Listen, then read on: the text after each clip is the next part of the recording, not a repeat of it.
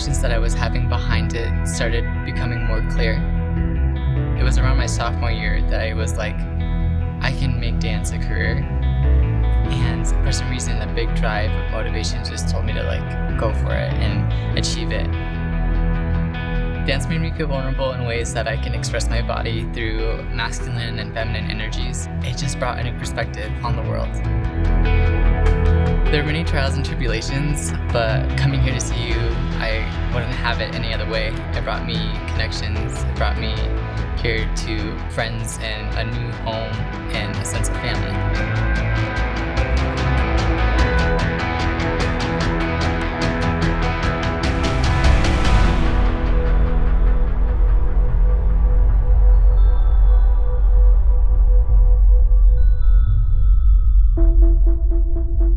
I discovered dance in middle school. It was offered as an elective course. My middle school just threw everyone in elective courses without anyone knowing. And so I was starting to dance, and I wanted to take the other elective courses because I felt that in many ways dance was rubbing up against a lot of the gender norms that like was like, oh, like boys should go to PE and girls should do dance, and it made me feel nervous that something was going to happen.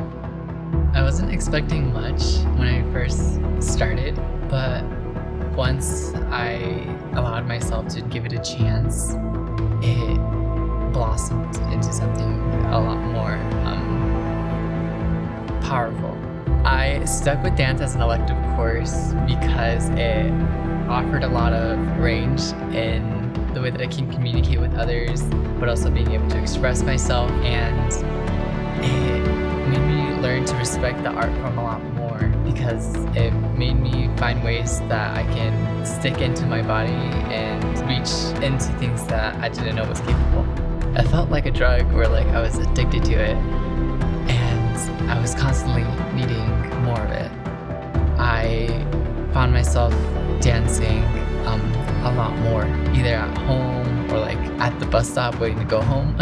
I knew I wanted to achieve dance as a career, but I didn't know how to get there, where I was either an owner of a dance company or just like a performer, and really choreograph and perform on the concert stage and bring audiences in so that they can really tap into kind of the humanity behind dance and witness that.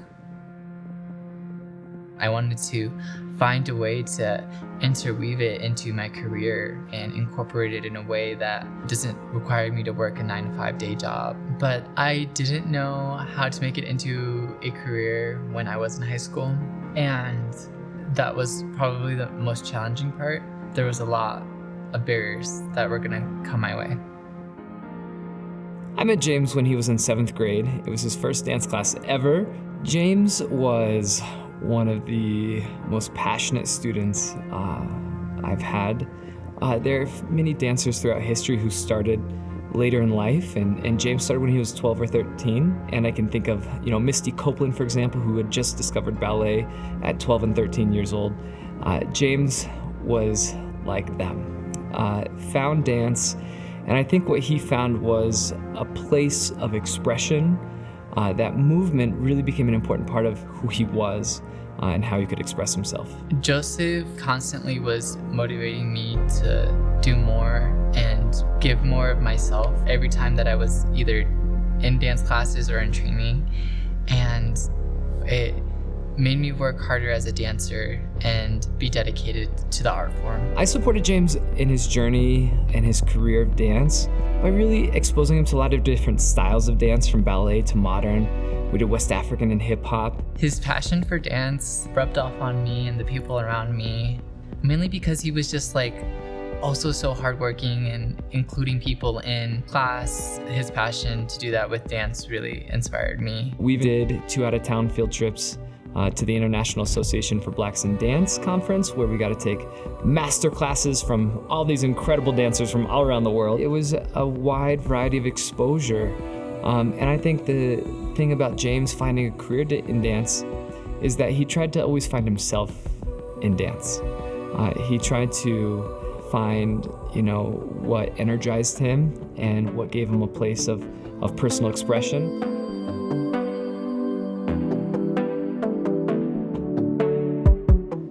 known Joseph since middle school and high school, and in many ways he gave me a lot of opportunities to assist and choreograph on fellow students and also like apply for internships, and that really helped me grow into the dancer I am today. Come his junior year, he had found his voice. And it was really that year where I tried to support him in finding different ways of using that voice, whether it was connecting with studios like Your Soul's Movement, more choreography, or some of the extracurricular activities that we did, like a dance conference, gave James an opportunity to explore the industry of dance. Auditioning for here at the BFA program, taking me to high school day of dance, taking me to dance conferences that completely changed my perspective on the field of dance.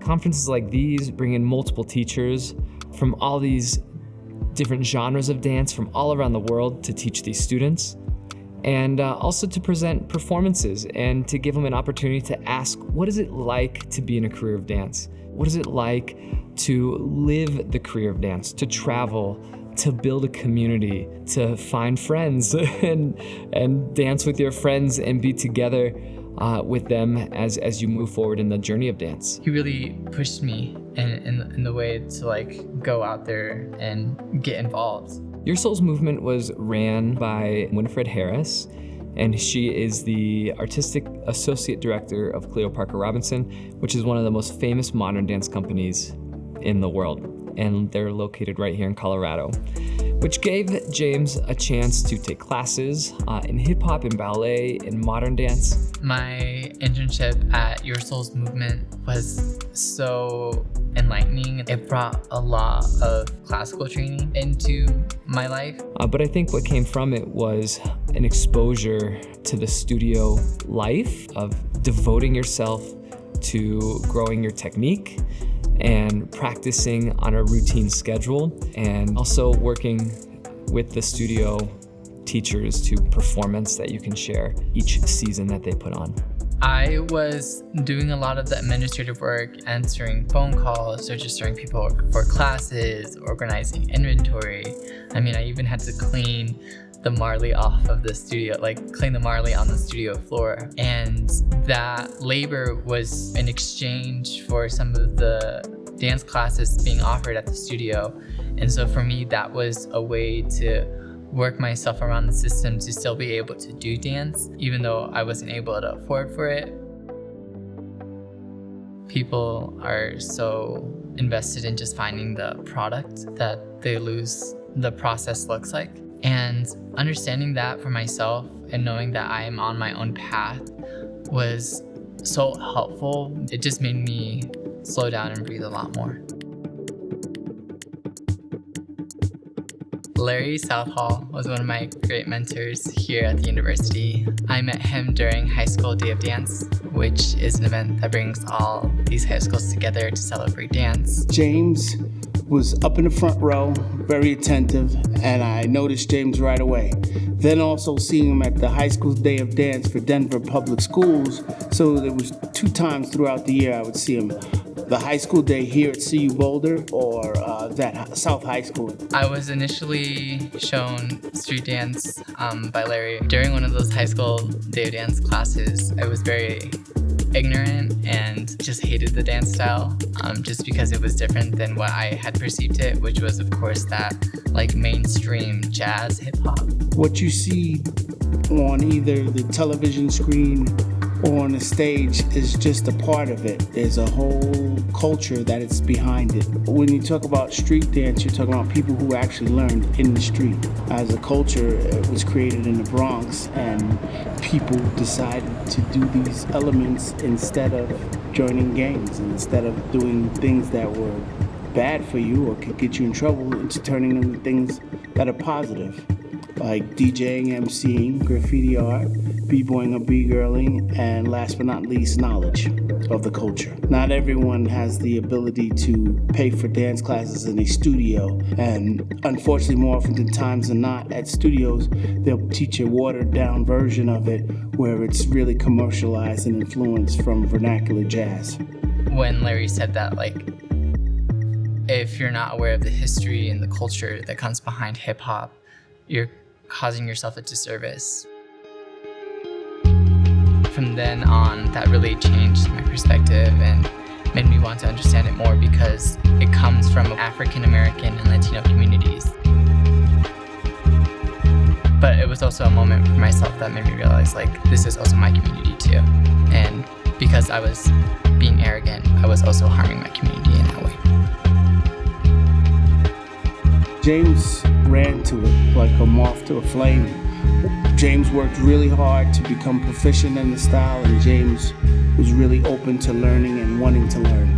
When I perform street dance, it just makes me feel like alive in many ways, but mostly because of the music and the bass that comes behind it that like makes my heart kind of like synchronize to the music. And it just like pushes a lot of the limitations that I have with my body, but finding different ways to express it. I wasn't sure James would come here, even though James was at High School Day of Dance, but I've always encouraged James to try and go further. When I came to High School Day of Dance, it made me feel welcomed and warm, and a lot of the faculty members at the day of the events were just so supportive in the way that they are willing to talk to a lot of the students and offer some perspective, and I knew that that was going to be helpful in my journey of dance, and it also just made it feel a lot more like I had a sense of home.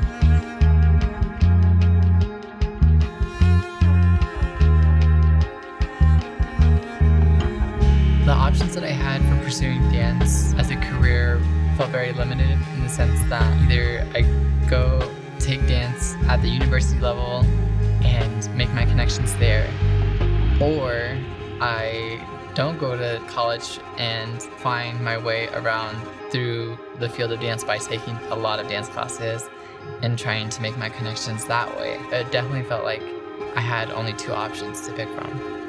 For many years, he and I explored the questions of what it would look like to be in a career of dance, or what it would look like to go into higher education to study dance. And he chose it for himself.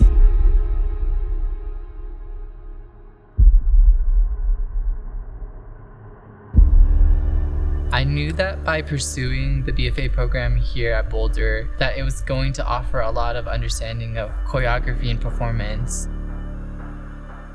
I knew I had to prepare for my audition for the BFA program here at CU. I had to find a song that resonated with me, so I tried to choreograph and compose movement to that song so that I felt comfortable in it. But I was also trying to incorporate a lot of my training at the time within the work, and it sort of compiled into what was my audition.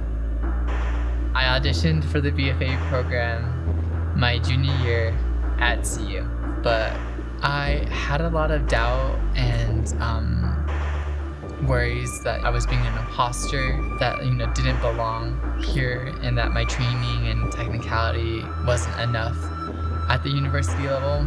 I realized I was the only male there, and that was difficult in a way that I felt like I couldn't express myself through a lot of my movement, and that really made me reflect in the way that I wasn't able to show a lot of myself authentically. When I found out that I didn't get into the BFA program, I was heartbroken and felt like I had lost myself. And because I was offering so much of myself, I felt as though I was invalidated for my passion. I started giving up on my dream, and I decided to work in fast food and retail to find some alternative career. But none of those jobs were fulfilling in a way that dance offered for me. And I just knew then I had to keep going with it as well.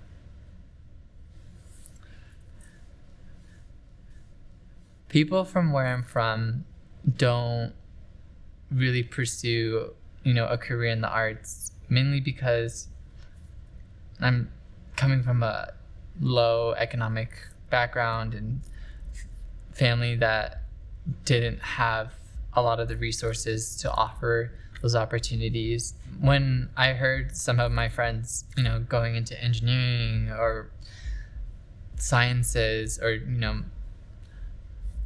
teaching, I felt as though pursuing dance was completely different, mainly because it sometimes gets looked down upon as like a hobby or, just something you do for fun. And so that was very difficult to hear from some of my own, peers at the time. And when I was working fast food and retail, dance was not only in the back of my head, but a lot of the times I was dancing at the workplace. I think it was a conversation that I was having with my parents that I was just like, I don't know what to do other than dance. And they just offered to me like that I shouldn't give up on my dream just because of one mistake that happened. What was difficult about making that decision to do the BFA again was mainly facing potentially that invalidation once more, and potentially like chipping away that dance wasn't meant for myself.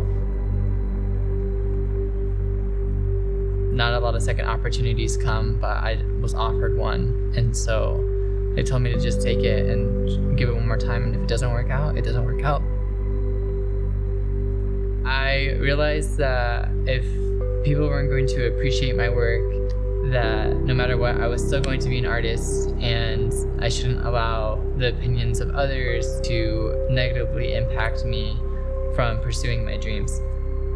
I started preparing for my second audition by getting feedback from others. People are going to have opinions that are, either useful or not useful, and it's really up to me as an artist to pick and choose which ones work for me.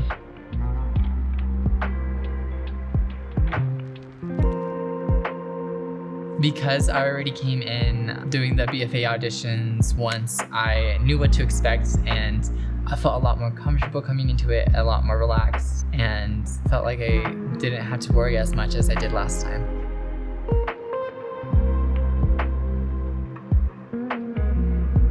His journey of dance has been one of personal growth. He has always sought to be present in the moment, to enjoy each and every technique class that he's taken, to build relationships and find community in dance.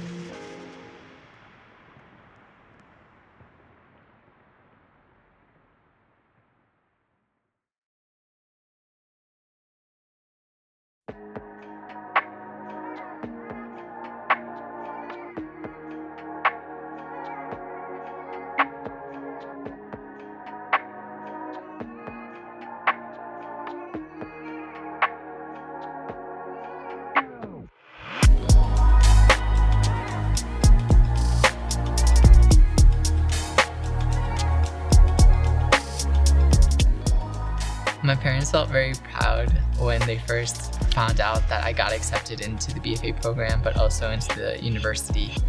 And for them to see one of their many children not only chase their passion, but get into college, being a first-generation student, it just made them really excited that this was the route that I was taking.